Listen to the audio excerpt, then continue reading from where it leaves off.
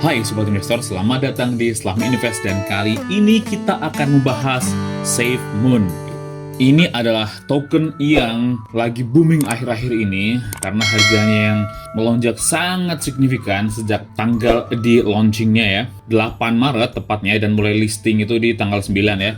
Kita lihat menurut situsnya sendiri, di live chart-nya kalau kita buka di sini, itu SafeMoon mulai di launching itu sekitar tanggal 13 Maret ya. Tapi tepatnya sebenarnya launching itu tanggal 8, tapi mulai di listing di beberapa exchange itu sekitar tanggal 13 nih. Tapi kita bahas dulu nih, SafeMoon itu adalah protokol atau token yang memiliki fungsi utama itu untuk meningkatkan nilai. SafeMoon itu sendiri diklaim ya bahwa itu adalah community driven, yang artinya bahwa semua token yang dimiliki oleh developernya itu sudah di burning atau dibakar. Kita buktikan di situs resminya di SafeMoon.net itu ditulis bahwa total token yang sudah di burn adalah 418 triliun, cukup banyak ya. Dan kita buktikan di situs CoinGecko, memang di sini ditulis bahwa total token yang beredar itu adalah 1 kuadriliun atau 1000 triliun token, yaitu jumlah yang sangat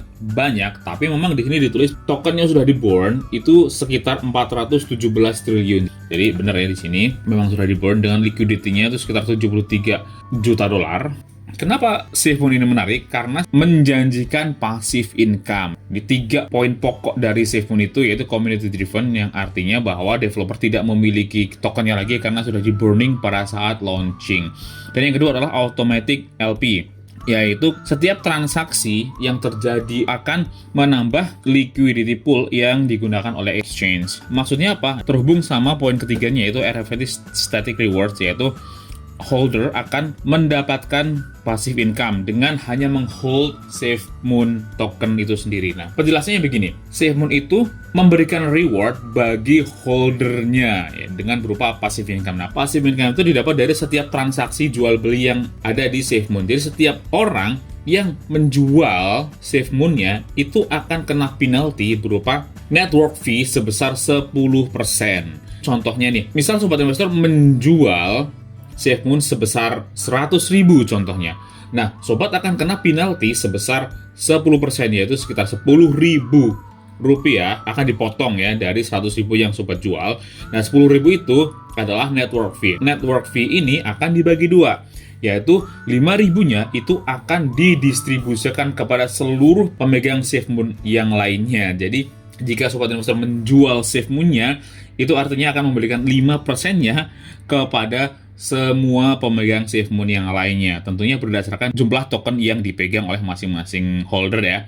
Nah, sedangkan 5%-nya lagi, yaitu 5.000-nya dibagi dua lagi, yaitu 2.500 itu akan dimasukkan ke liquidity pool sehingga akan mempercepat proses jual belinya, dan 2.500-nya lagi itu akan diberikan kepada Binance. Ini adalah konsep yang menarik ya, bahwa membuat orang akan menghold SafeMoon lebih lama dan akan membuat orang tuh nggak mau menjual SafeMoon-nya, karena dengan menjual sama aja kita ngasih uang kepada para holder SafeMoon yang lain. Sedangkan kalau kita keep, itu artinya kita akan mendapatkan uang dari setiap orang yang menjual SafeMoon. Nah, itulah yang membuat SafeMoon itu menarik, sobat investor.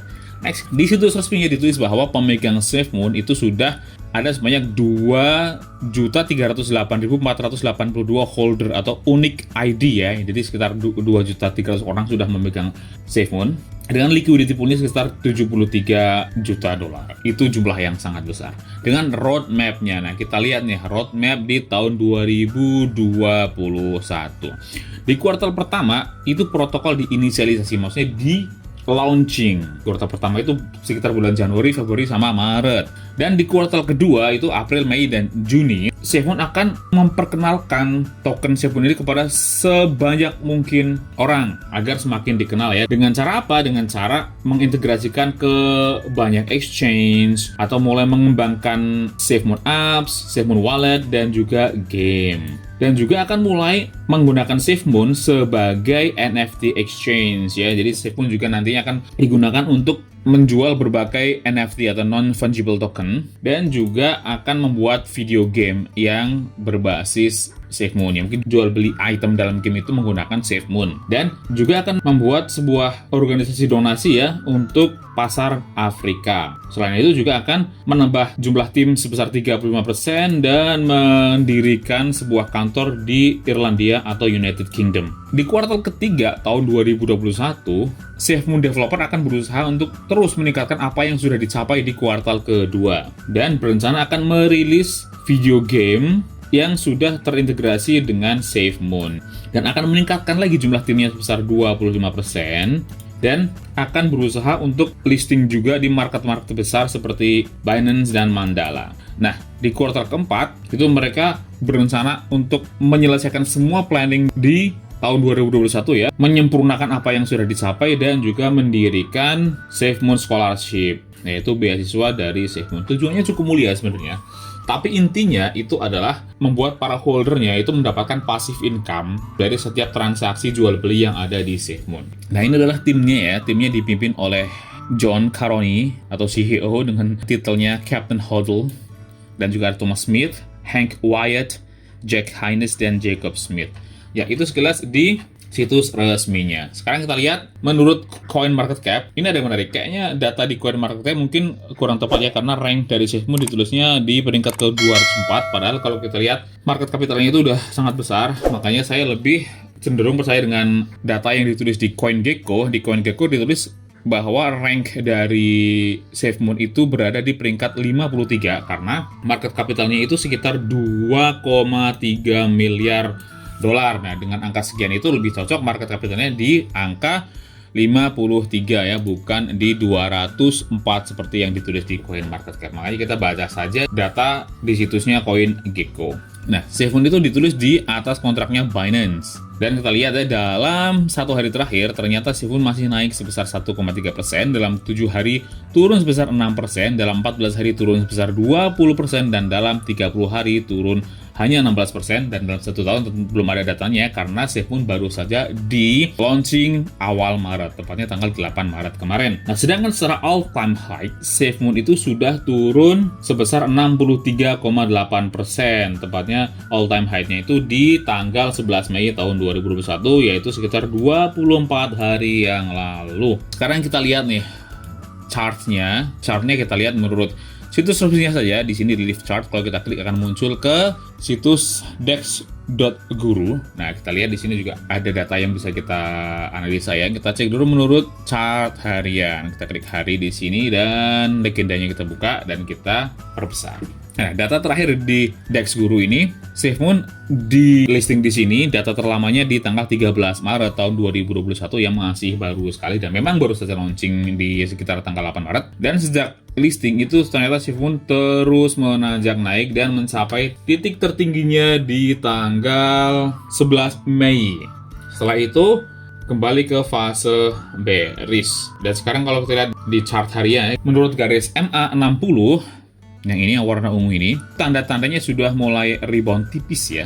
Sejak ini titik terendahnya di tanggal 23 Mei, sekarang udah mulai agak naik dikit, meskipun secara MA20 itu kembali bearish, dan MA5 juga kembali bearish. Makanya untuk sekarang, menurut saya, bagi siapapun yang ingin membeli SafeMoon, kita lihat dulu nih, karena fase bearish ini masih tricky. Ini bisa aja naik atau bisa aja turun. Menurut saya kita lihat dulu, kalau ternyata nanti garis MA5 ini yang warna oranye itu berhasil menembus MA20 atau naik ke atas, itu baru tanda-tanda bullish yang cukup baik ya. Tapi kalau ternyata garis MA5 ini turun kembali, itu hati-hati. Lebih baik wait and see dulu. Mungkin bagi yang penasaran atau ingin diupdate, silahkan tuliskan di kolom komentar ya. Jika banyak request, mungkin saya akan update lagi kapan waktu beli dan jual yang cukup bagus menurut saya ya. Kita lihat lagi di chart per jam, biar lebih akurat. Kita ganti jam dulu dan kita buka. Secara garis besar masih bearish, tapi kalau kita perbesar lagi, nih sejak tanggal 30 Mei sampai sekarang itu lebih ke arah sideways ya. Dan hati-hati ya, kalau untuk koin-koin yang seperti ini, koin-koin yang market capitalnya masih belum terlalu besar, kalau menurut saya pribadi, saya nggak akan membeli koin ini kalau garis MA5 dan MA20 itu masih di bawah MA60. Itu artinya trennya masih bearish. Seandainya nanti nih garis MA5 ini udah mulai di atas MA60, baru tanda-tanda bullish ya. Karena ini trennya masih sideways nih. Dari tanggal 30 Mei sampai sekarang tuh sideways mulu kan, masih belum ada tanda-tanda naik atau turun.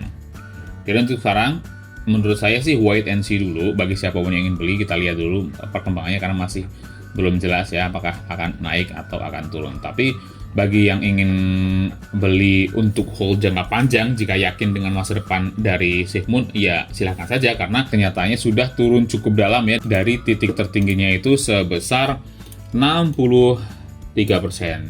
Nah, untuk pendapat saya sendiri, itu tolong jangan berpegangan pada harga SafeMoon yang sekarang sangat murah ini, yaitu sebesar 0,005 rupiah, yang artinya dengan duit sekitar 100.000 saja bisa mendapatkan jumlah token SafeMoon yang sangat banyak.